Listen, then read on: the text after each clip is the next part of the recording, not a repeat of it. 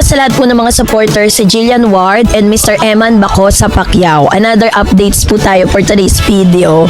Dahil meron pong mga nag-repute dun po sa ating post with regards dun sa kung paano in-spend ni Miss Jillian Ward ang kanyang Holy Week. Dahil ang dami pong mga nagsasabi, no, na si Jillian daw ay hindi talaga sa Pilipinas nag-spend at wala daw siya sa piling ni Mr. Eman Bacosa Pacquiao. Ay nako, kung pinanood nyo po ng buo yung ating pong video, mauunawaan po ninyo yung sinasabi ko doon. Pero gusto ko lang pong linawin at meron pong mga ebidensya na hindi po siya umalis ng bansa. Ito po yun. So, bago natin pag-usapan yan, of course, if you haven't subscribed yet to my YouTube channel, pag-usapan na natin itong si Miss Jillian Ward, ano, dahil napapanahon at meron po siyang gaganaping concert soon, this April nakaset na at gaganapin po siya ngayong buwan ng April.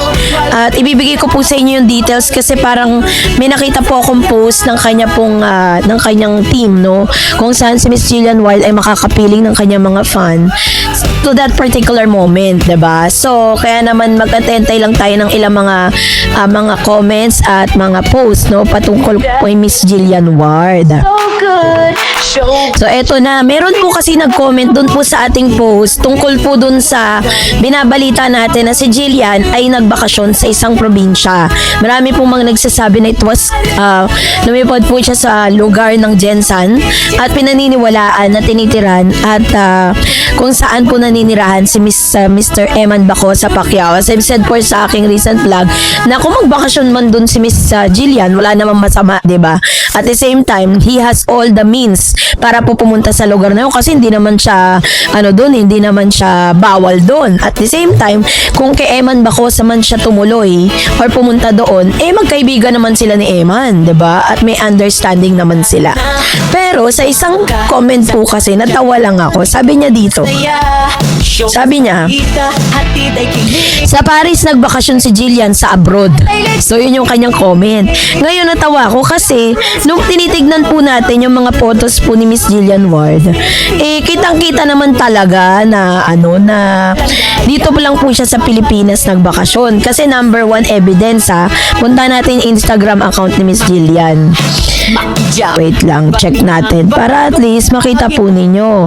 So ito po yung nilalaman ng Instagram account.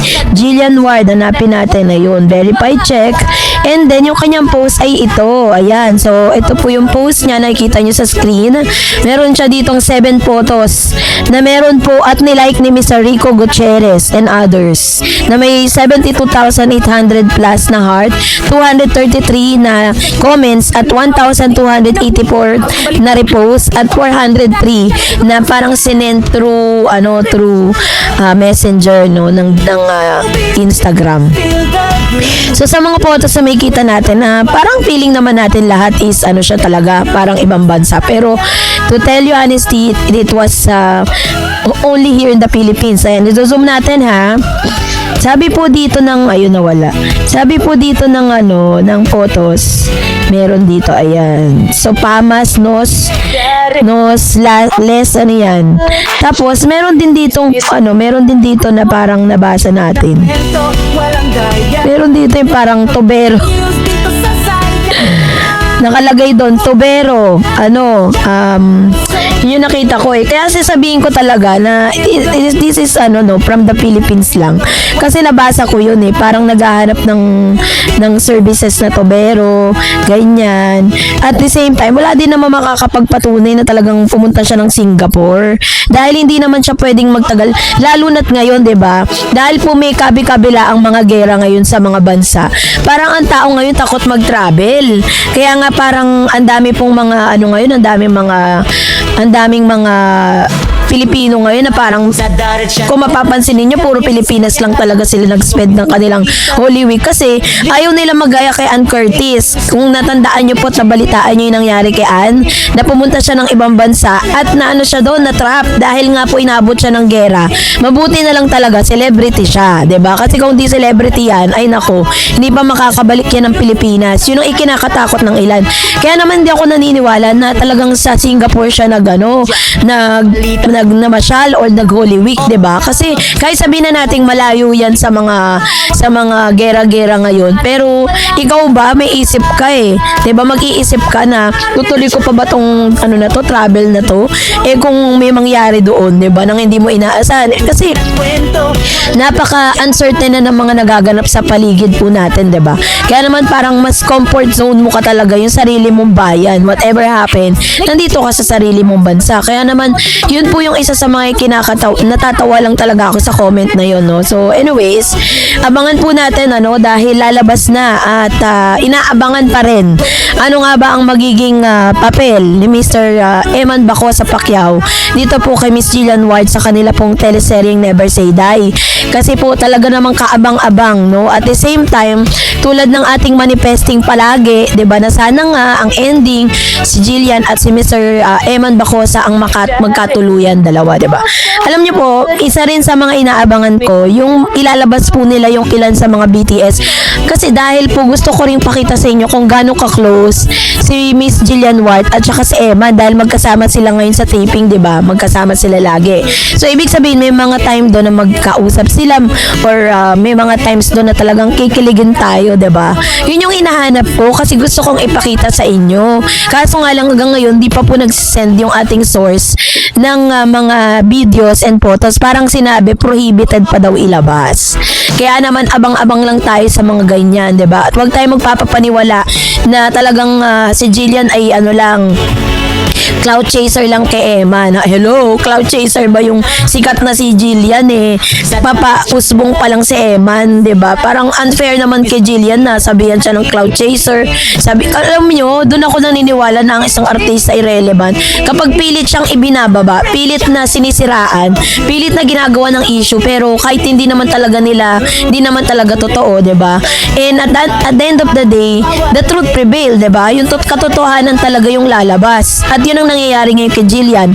The more na binabash siya, tapos may mga post pa sa kanyang Facebook page na nung nag-post si Miss Jillian Ward ng mga sexy photos, magaganda niyang photos, salamat Doc daw. Ano ba? Yung kanyang pagpunta sa doktor, yun po yung niya lang, yung paano siya papayat kay Doc Baker, 'di ba? Isa yun sa mga isa sa mga aesthetic doctors na yun. Pero all in all, wala naman pong niretoke kay Miss Jillian. Lahat po yan original. Diyos ko, nakita niyo naman si Jillian from pagkabata, sobrang cute hanggang sa nagkaedad na siya, hanggang naging legal age, na natili pa rin yung ganda at freshness ni Jillian. Kaya I don't think na may doktor, may salamat doc yan. Maaaring may salamat doc siya sa pagpapapayat niya. Kasi may ginawa si Dr. Baker, aside dun sa kanyang pag-workout, para po mabilis yung pagpayat ni Miss Jillian. Pero all in all, lahat po yan original. Lahat po yan kay Jillian yan. 'Di ba? So, I love Jillian Ward. She's very nice, lalo na sa mga fan. Kaya hindi niya deserve na mabash. 'Di ba? Kaya love na lang tayo, 'di ba? So, kayo po, ano niyo sa loob? Hello po sa lahat po ng mga supporters at sa lahat ng mga fan ni Miss Jillian Ward and Mr. Eman Baco sa Pacquiao. Totoo nga ba na itong si Miss Jillian ay may confession patungkol sa isang aktor na nalilink sa kanyang pangalan ngayon? Yun ang ating pag-uusapan sapagkat ito po ay inilabas sa isang interview, and ngayon po hinahanap ko yung interview na yun. Parang hindi ko siya makita, pero I've been trying to to find that video para po mailabas po sa inyo. So yun po yung ating pag-uusapan. But before that, if you haven't subscribed yet to my YouTube channel, dahil meron pong nag-comment dito sa comment section patungkol po dun sa interview daw netong si Miss Jillian Ward patungkol kay Rahil. Ito na, basahin na natin. Sabi ni Ma'am si Armanda Dagipo. Ayan. Armand pala, hindi Armanda. Armand Dagipo 789. Sabi niya, Miss Mamuru talaga. Gareds po ako. Isa po akong diehard supporter ni Eman. Tanong ko lang po sa iyo tungkol kahapon na balita na na-interview si Jillian at Rahil, at ang sabi naman ni Jillian, may trust na daw siya now kay Rahil. So parang nawala na kami ng gana manood sa Jillman. So sad kasi. So kung uunawain po ninyo yung tanong ni Mr.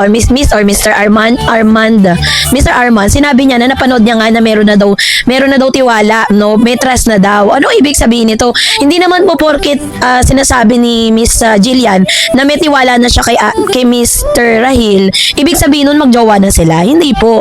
Bilang isang tao kasi, or bilang isang katrabaho niya, marami po kasing pwedeng maging cause or ano ba ang konteksto ng nasabing video. Saan ba sinabi or paano ba sinabi ni Miss Jillian na anong konteksto ba yung sinasabi ni Jillian na may tiwala siya kay Rahil? 'Di ba? Pwede kasi na parang pag sinabing tiwala or trust, tiwala na siya na magkatrabaho silang dalawa na hindi magte-take advantage sa kanya si Rahil. Pwedeng ganon, 'di ba? Marami kasing form ng tiwala. Pero as of now, pag sinabi kasing tiwala, hindi naman po nangangahulugan agad na parang si Rahil na yung pinili ni Jillian. 'Di ba? Hindi naman po yun yung totoong kahulugan yun. Kaya nga sabi ko sa inyo, before you conclude sa isang video, try to find out what is the context of that video. Ano ba talagang konteksto ng video na yon? Bakit ba sinabi ni Jillian? Ano bang tanong ng media sa kanya kung bakit nabanggit niya si Rahil sa kanyang interview, which is hindi naman po maiiwasan kasi magkakatrabaho sila. Katrabaho niya si David Licauco, katrabaho niya si Rahil, katrabaho niya yung isa pang Korean na actor na si Kim Jusu ba yun? Yun yung pangalan. Hindi ko masyadong familiar eh. So yun yung isa sa mga nililinaw natin dito. Hindi naman porket sinabi ni Jillian na may tiwala na siya, gusto niya na si Rahil, 'di ba? Kahit ako sabihin ko may tiwala ako kay Eman, masasabi niyo ba na talagang gusto ko si Eman, may gusto ako sa kanya, gusto ko siya makirelasyon? Hindi po.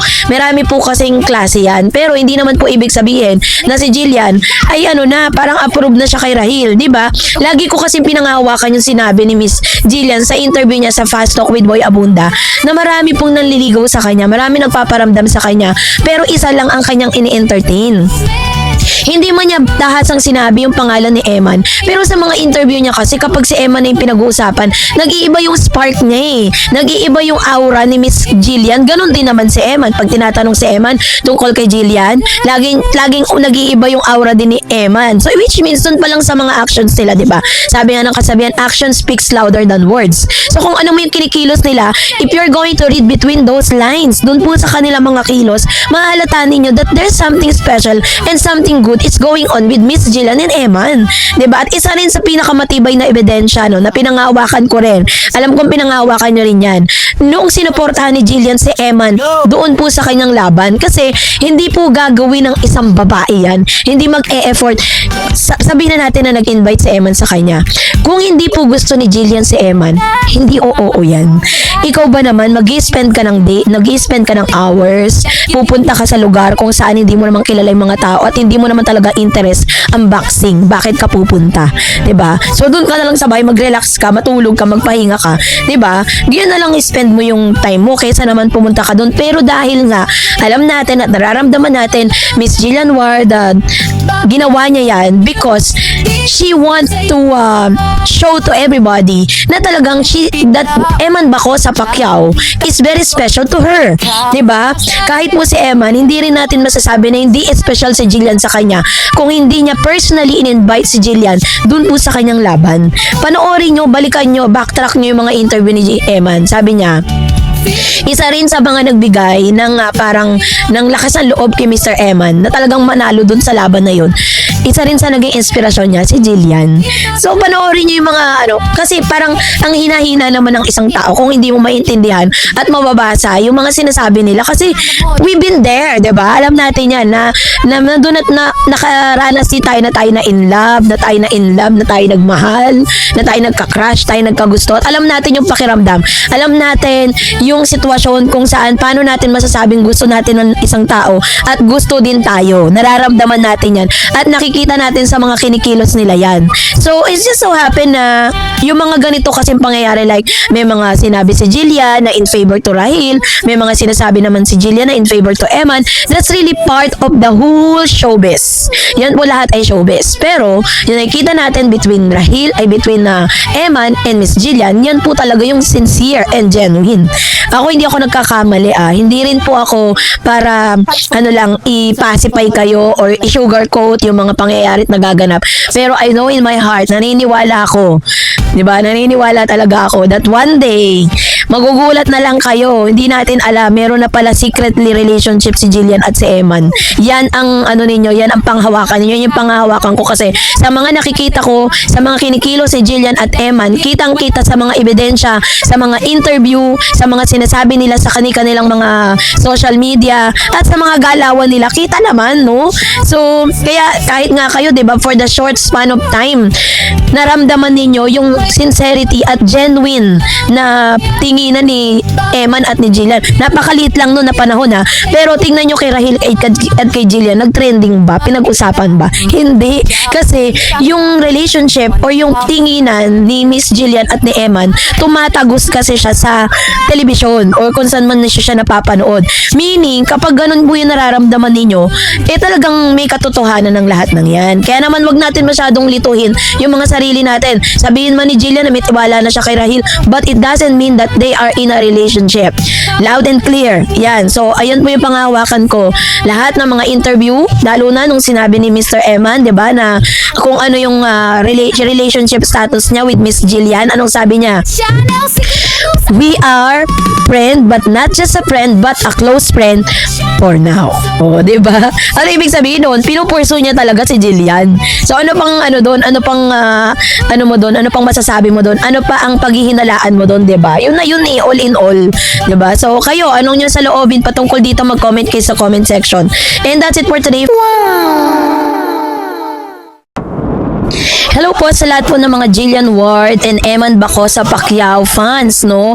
Isa na naman panibagong updates with regards to Jillian and Eman dahil dito po sa ating ibabalita at dito po sa video na ito po yung magpapatunay na isa rin sa mga karakter at isa sa mga strategy ni Mr. Eman Bacosa Pacquiao para ma-win yung puso ni Jillian. So dito natin makikita yan, nasabi yan ni Jillian sa interview niya. So yun yung pag-uusapan natin maya-maya lang, but niya na tong interview na to. Pero dito sa interview na to, pinatunayan nito yung isa sa mga karakter ni Mr. Eman kung bakit na-win niya yung puso ni Miss Jillian. Hindi niyo napansin to, pero ako talagang nakatutok ako sa interview na to at I'm very happy na bilang isang lalaki, yun yung isa sa pinakagusto ng babae, no, sa isang lalaki. Talagang mapapanalunan mo yung puso ng isang babae kapag po ginawa mo to sa babae. 'Di ba? Ito, panoorin natin. Alam ko na watch nyo na to at familiar na rin kayo sa video, pero baka lang hindi nyo napansin, 'di ba? So, let's watch this. So, eto na, panoorin na natin para at least, diba, may idea kayo sa kung ano yung sinasabi ko. At the same time, since marami naman po ang nagdo-double thinking if totoo talaga yung kanilang tinginan at ang kanilang journey, no, for being a lover, from a friendship to lover, ganon. So, eto, panoorin natin. What are your career plans for this year? And what is your opinion about love teams? Well, sobrang dami po akong plans for this year and the next few years pa po. Syempre, gusto ko pang ma-challenge yung sarili ko in terms of acting. And I want to, kumbaga, mag-grow pa po in terms of my performer side. Gusto ko po talaga na ma-master ko yung craft ko this year. So, mas marami po akong mga ginagawang trainings. I'm planning to do more workshops, more classes para po sa dancing, singing, and acting. Ayun. And my opinion on love teams, kasi po, ano yan each to their own. Syempre kung saan komportable yung isang artista. But personally, when I was younger, gusto ko talaga na, I want to do everything solo. Pero ngayon po, I'm open to everything. Kasi gusto ko talaga matuto ba and maging versatile talaga. It's great to hear, lalo na sa already an all-around performer like you, kumbaga you're committed to progressing, improving your craft this year as well. Okay, there's a follow-up question to Jillian on the second part of that question. So, you and Eman are currently being shipped. Are you willing to start in a project with them?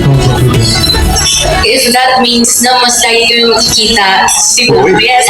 Hoy! Teka lang! Well, syempre, open po ako. Syempre, open po ako. And sobrang bait niya po eh. As in, kahit this morning, he texted me na kamusta siya. So, if I'll be working with somebody that's supportive, why not? Why not? Yun yung sinasabi ko. Sabi ni Jillian Ward dun sa kanyang interview, if mabibigyan siya ng chance na makatrabaho si Eman, and then she said na kung makakasama niya Eman everyday, why not? Kaya naman kinilig tayong lahat. Alam ko kinilig ka din. Kinilig din ninyong nagtatanong sa kanya. At isa sa mga talagang nagrema sa akin dun sa sinabi ni Miss Jillian, nung sinabi niya na si Mr. Eman Bacosa Pacquiao is nag-text this morning.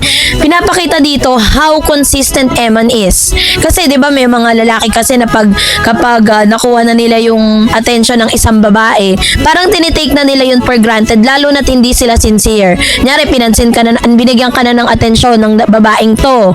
Tapos, pagkatapos nun, after nyong magkita, after nyong mag-usap, wala na. There's no communication at all. Pero this time, nakita ni Miss Jillian Ward yung consistency, the word consistency or being consistent ni Mr. Eman Bacosa Pacquiao sa kanya na pinupurso talaga siya. At the same time, sinabi din dito ni Jillian na gustong-gusto niya si Eman for being very supportive with them. Kasi alam po ni Mr. Eman Bacosa Pacquiao na that time is magre-renew ng contract itong si Miss Jillian sa GMA Sparkle. So dahil doon ay nagpadala nga ng mensahe, no? Ito pong si Mr. Eman Bacosa Pacquiao with Miss Jillian Ward. So yun yung isa sa mga nakikita ko na parang dahilan kung bakit ganun na lang kadali. Kasi sinasabi ng ilan, kakakilala lang nilang dalawa bakit magkakagustuhan agad? Kung ganun naman yung klase ng lalaki na very consistent, very supportive, very godly, very kind, very generous, saan ka pa? Hanap ka pa ba ng iba? 'Di ba? At the same time, is hindi naman masamang tao si Mr. Eman, 'di ba? Napaka maginoo, godly nga very Christian nga siya At sabi nga ni Jillian, pag nagkukwentuhan sila, pinagkukwentuhan nila, it's about God, it's about the Lord. So parang gusto po ni Mr. Eman, kung sakasakali magkakaroon sila ng relationship ni Jillian, gusto niya maging sentro si Jesus Christ sa kanilang relationship. And that's really that's really a green flag para sa isang lalaki na katulad po ni Mr. Eman Bacosa Pacquiao. So, yun yung nakikita ko at obserbasyon ko na talagang very consistent talaga si Mr. Eman Bacosa with Jillian. That's the reason why Jillian Ward really talagang in a short span of time nagustuhan niya agad si Mr. Eman Bacosa Pacquiao dahil dun sa karakter niya na yun. But not dahil siya ay anak ni Senator Manny Pacquiao, na dahil siya isang boksingero at nakikita niya yung future, yung magiging future nitong si Miss Jillian, 'di ba? Parang sandali lang. Marami rin kasi nagsasabi na si Miss Jillian daw ang next Jinky Pacquiao. No, kasi dahil po sa itong si Eman ay talaga namang nakikilala sa larangan ng boxing. Pero alam ko po na kung sakasakali man na ibang tagpo sila, ibang panahon sila pinagtagpo, alam ko pa rin na magtatagpo yung kanilang landas. Kasi parang sa aking pagpapalagay lang hindi naman sa pinangungunahan natin. Kung ano man po yung meron po sila ngayon, kung ano man po yung pwedeng mangyari, 'di ba? Kasi lagi ko naman sinasabi sa inyo na at the end of the day, it's Jillian Ward decide kung sino ba talaga yung gusto niyang makasama sa kanya pong buhay. Kung sino ba talaga yung kanyang tinatawag na end game, kung sino yung ka-forever niya, 'di ba? Pero kung tayo yung tatanungin, kung tayo po yung magdedesisyon para sa kanya, syempre, we will choose Eman for her. Kasi talagang makikita mo yung mga karakter na gustong-gusto ni Jillian at tayo bilang isang babae, gusto natin yun, yung generous, kind, and very supportive sa mga ginagawa natin. And isa rin sa mga magandang karakter dyan na kung talagang very supportive si Mr. Eman, kahit sino pang i-partner kay Jillian, maiintindihan at maiintindihan po yan ni Mr. Eman. So kung meron bang relationship si Rahil tsaka si Jillian and yung kanilang friendship, 'di ba? Pero kung i-compare natin yung relationship ni Rahil ay ni Miss Jillian Ward at ni Mr. Eman Bacosa Pacquiao, that is different doon sa relationship na meron si Rahil at si Jillian. Kaya naman sa mga nagpupumilit dyan, ilang beses na nga po tinatanong si Rahil, wala nga po, magkaibigan lang sila, 'di ba? Talagang special friends sila, pero it doesn't mean that they are in a relationship. Siguro sinasabi nyo lang na hindi sila bagay dahil nga sinasabi nila mas gwapo daw si Rahil kay Eman, pero para sa akin ang totoong basihan ng kagwapuhan ay yung pagiging gentleman, pagiging kind, Magiging godly person. That's the character of a man na talagang mahuhulog ka talaga, diba? O, tingnan nyo naman si Jillian. In a short span of time, pinakita niya at pinaramdam sa kanya ni Mr. Eman Bacosa Pacquiao yung sincere friendship na ino-offer sa kanya. And I know and I pray na mag-level up kung ano man yung meron silang dalawa. So kayo po, anong niyong saloobin patungkol dito, mag-comment kayo sa comment section. And that's it for today. For more videos and updates, please don't forget to like and subscribe. And please don't forget to follow my Facebook page, Dar Eds TV and Dar Eds Channel. God bless everyone!